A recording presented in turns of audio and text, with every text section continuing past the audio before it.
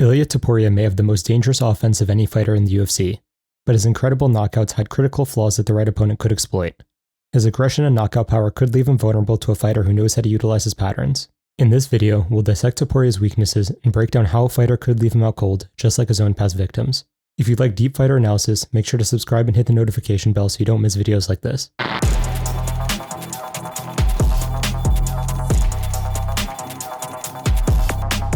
Topuria has two main weapons, his right overhand and left hook. Yes, he's a well-rounded fighter who can do several things, but ultimately his goal is to hurt his opponent with one of those two tools.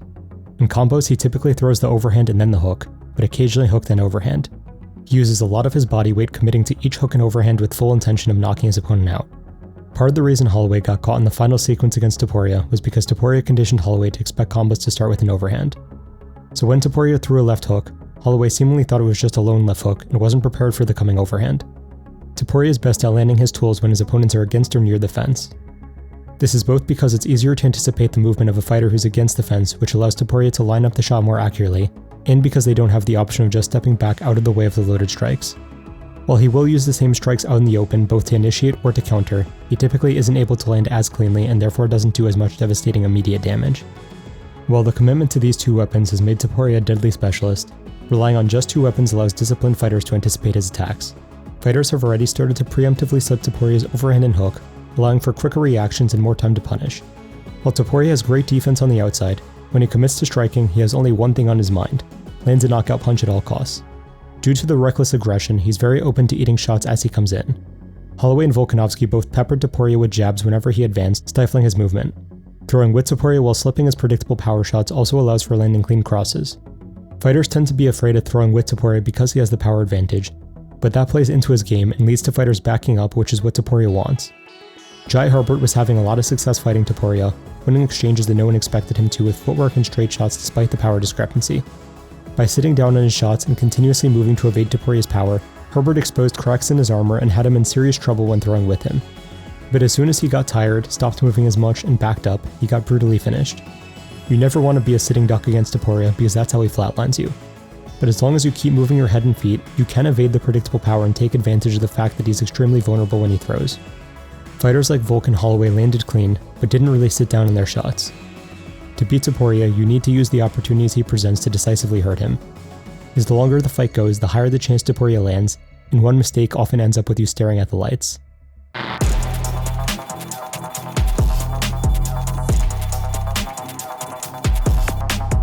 Beyond his predictability and over-aggression, Topuria has shown several defensive weaknesses and patterns.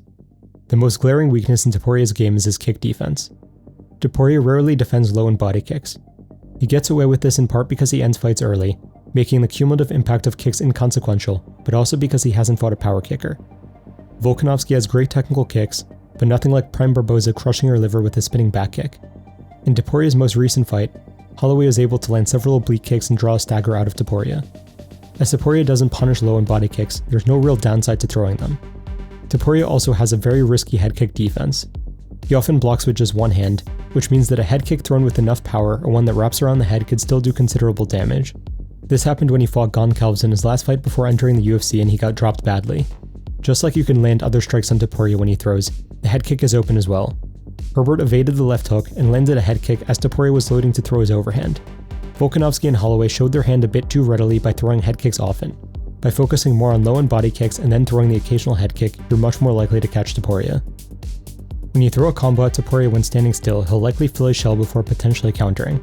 Meanwhile, if you blitz forwards, he tends to high guard and not counter at all. Since MMA gloves are smaller than boxing gloves, it's more than possible to land through the Philly shell. You just need to anticipate it and throw with precision.